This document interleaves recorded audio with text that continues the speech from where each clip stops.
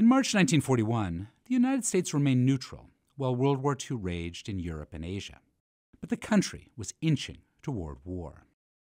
Newspapers announced policies to support the Allies, like the Lend-Lease Act, even as isolationist sentiment earned space in opinion pages. Yet next to the adult fare at the newsstands was something far less ambiguous. A four-color spectacle featuring a red, white, and blue-clad figure, holding a shield in one hand and using the other to punch Adolf Hitler square in the jaw. This was the first appearance of Captain America. Created by writer Joe Simon and artist Jack Kirby in the eponymous Captain America Comics #1, the patriotic hero became a breakout star for Timely Comics, the company that would evolve into Marvel Comics. Joined by young sidekick Bucky Barnes, Captain America placed the United States firmly on the side of the Allies months before Pearl Harbor. Over the decades following his debut, Cap, as fans called him, has continued to anticipate and reflect our changing national attitudes towards war and patriotism. Captain America was Stephen Rogers, an undersized youth who wanted desperately to fight overseas. Classified 4F, or unfit for military service, Rogers accepted a role in an experimental program meant to create an army of super soldiers to defeat the Nazis, only to become the program's sole success when German agents murdered the scientist leading the research. Together, he and the United States would, in the words of the first issue, quote, gain the strength and the will to safeguard our shores. 9 months after Captain America's first appearance, the United States entered the war for real.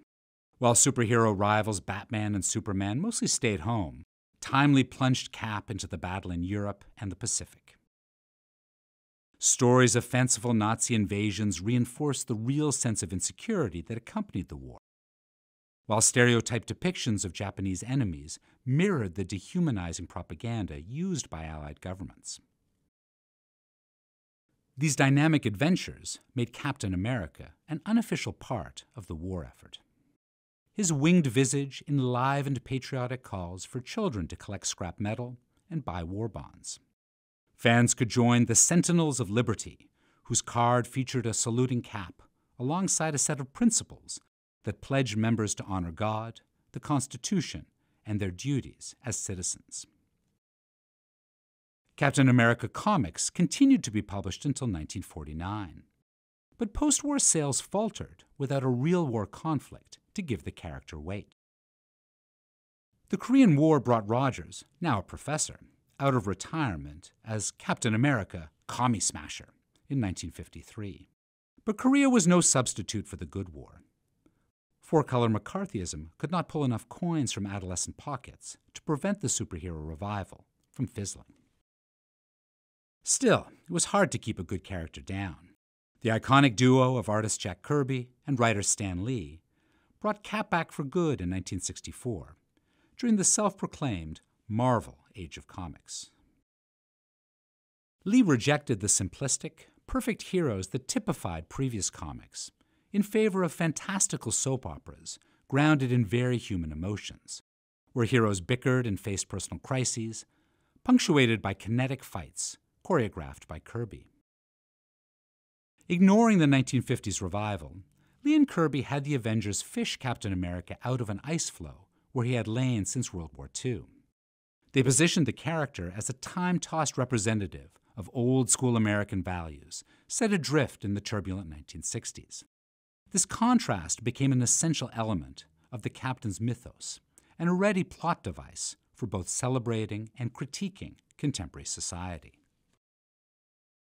The resulting stories increasingly distanced Cap from the realities of the day, while reinforcing the national celebration of World War II as the good war fought by the greatest generation.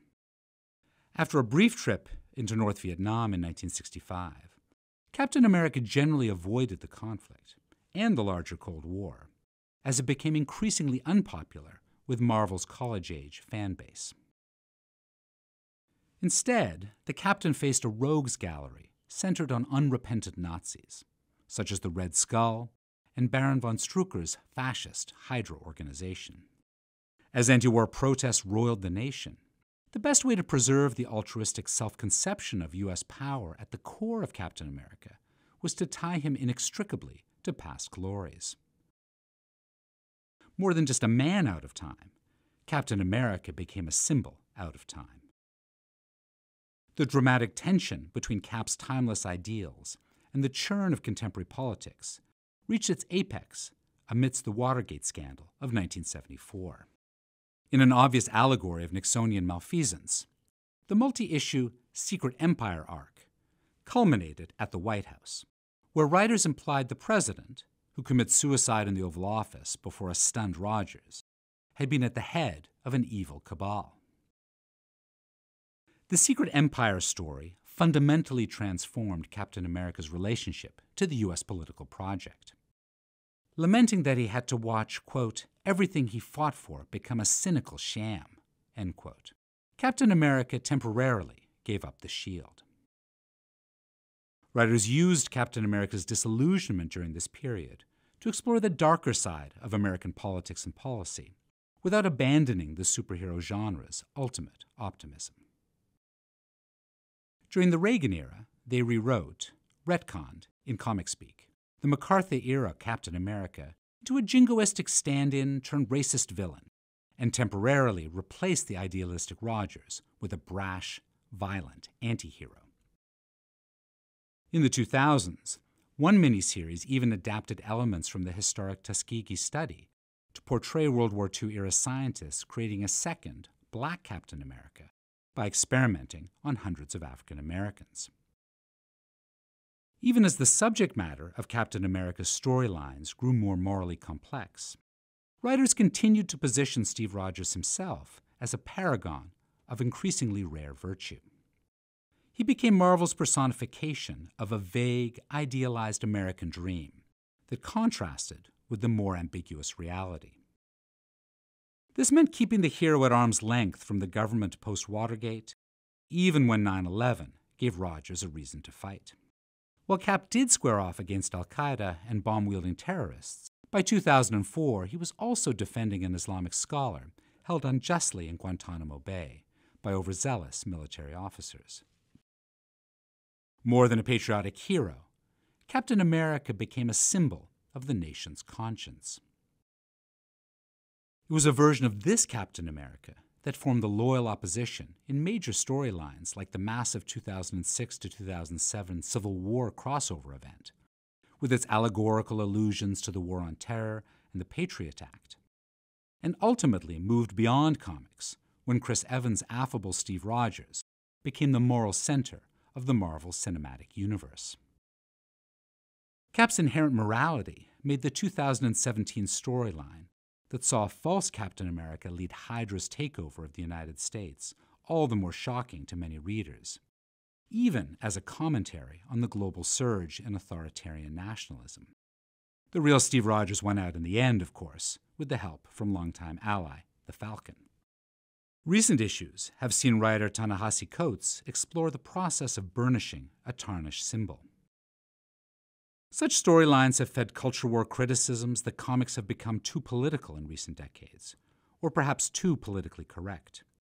But as Captain America's 80-year history reveals, this is far from a new development. From his origins in World War II, Captain America waded into national debates with sometimes blunt force. Since the 1960s, his stories have reflected complex ideas about patriotism, recognizing national flaws, while clinging stubbornly to an inherent, even exceptional belief in the United States.